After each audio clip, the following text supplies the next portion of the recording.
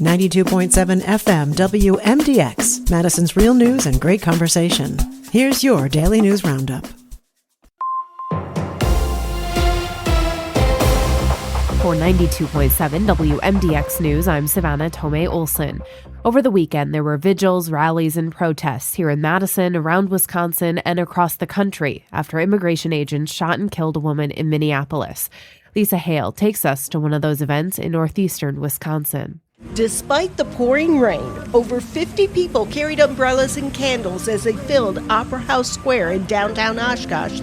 They gathered in unity for a vigil honoring Renee Nicole Good, who was killed by an Immigration and Customs Enforcement agent in Minneapolis on Wednesday. Danny Sherrill is the founder and organizer of Peaceful Patriots, who promoted the vigil. Gather here and not only to honor her and what she was doing and what she was as just a person, but also to show solidarity with Minneapolis. One of the people standing in the rain was Jennifer. She wouldn't give her full name because of her fear of repercussions at work, but she said she had to be part of the vigil. And to watch the reaction of our government, who's supposed to be protecting its citizens from its law enforcement, is heartbreaking.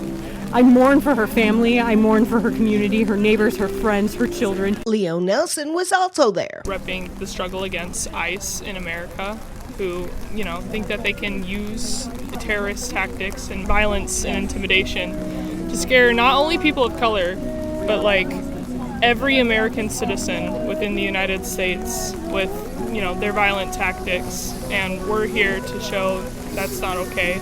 And others, like Donna Janis, needed community at a time of national strife. It's so painful, the images, that I needed community and I needed hugs. For Civic Media News, I'm Lisa Hale. Wisconsin's top health officials are again breaking with the CDC. Last week, the Centers for Disease Control and Prevention reduced the number of diseases they recommend kids get vaccinations for. They used to recommend shots to protect kids from 17 diseases, and their new guidelines would only protect against 11. They've stopped suggesting kids get vaccinated against the flu, hepatitis, and some strains of meningitis. This is something Secretary of Health and Human Services Robert F. Kennedy Jr. has pushed for. President Donald Trump says this change matches other developed nations. But Wisconsin's Secretary of Health, Kirsten Johnson, says changing guidance to match other countries when we don't have the same healthcare infrastructure and support as those other countries will not work as well for the U.S. She says, quote, "It creates chaos and confusion and risks the health of Wisconsin's youngest and most vulnerable citizens," end quote. The state DHS will continue to recommend protecting kids from those 17 diseases, and Wisconsin doctors can continue to follow that guidance. And starting today, a campus area street is closed. Part of Lake Street is shut down all week. If you're going westbound on University, you will not be able to turn right onto Lake. Crews are removing a crane there. That can be a long process. It's all part of the project to turn the State Street campus garage into a new building. That portion of Lake Street will be closed through Friday. It was a rough weekend for Packers fans. Not only did the season end, but it ended with a loss to the Bears after having an 18-point lead at halftime. So Connie Feldman has a positive Packers story for us, highlighting some fans you can look out for next season. If you've ever been around Lambeau Field on a game day weekend, you've likely run into one, if not both, these guys. Throwbacks to the days of the old Leatherheads, when the team, for a brief period, was known as the Acme Packers.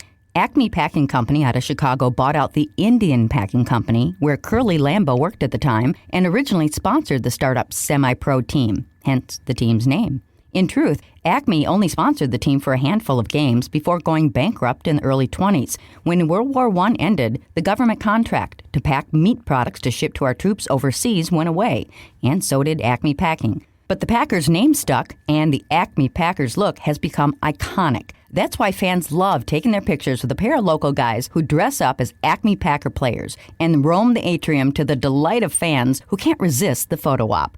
So the next time you're at Lambeau on a game day weekend, keep an eye out for these characters in the historic navy blue and gold uniforms. That's actually a nod to Curly Lambeau's alma mater, Notre Dame. Did you know that?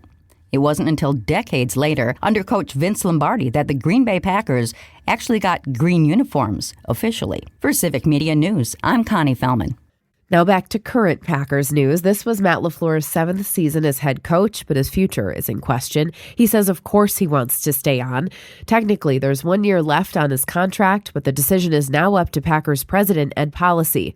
The two were expected to meet by the end of the day today. And it's that time of the year when the Wisconsin Department of Agriculture, Trade, and Consumer Protection is looking for a new Alice in Dairyland. For the last 78 years, a new Alice has been chosen to be a full-time spokesperson for the state's ag industry by attending events, delivering speeches, and building relationships with media outlets. Interested applicants can apply at the DACAP website. The deadline is 4:30, January 30th. I'm Savannah Tomei Olson, 92.7 WMDX News. The Bucks fall in Denver. Hi, I'm Mike Clemens with sports. NBA, the Bucks road trip out west, ended in a loss, 108-104 in favor of the Nuggets. Head coach Doc Rivers on what bothered him the most about their effort on offense. I thought our passing was horrific tonight. We had guys wide open, and the balls are down by our ankles down. I mean, the off-target passing tonight really did us in. I thought we would have generated a ton of threes tonight, but for our passing. So the Bucks are back in Milwaukee. They host the Timberwolves tomorrow night. NFL, the Packers cleaning out their lockers. After losing to the Bears Saturday night in Chicago, Matt LaFleur asked if he's spoken to the new team president, Ed Policy, on whether he'll be back as head coach. We talked briefly on the plane, and there's going to be a time when we're going to get together either later tonight or tomorrow sometime. LaFleur stressed he wants to remain in Green Bay, calling it the best job in the NFL. With sports, I'm Mike Clemens. I'm meteorologist Brandon Bormans. A nice start to the work week with mostly sunny skies, nice and mild with high temps in the lower 40s. Increasing clouds tonight with lows near 30. On Tuesday, a few showers possible mainly in the morning, otherwise a mix of clouds and sun with high temps in the mid-40s. That's your Madison News Roundup from WMDX. Find more news anytime at WMDXradio.com. Subscribe to this podcast on Spotify, Apple, or wherever you find your podcasts.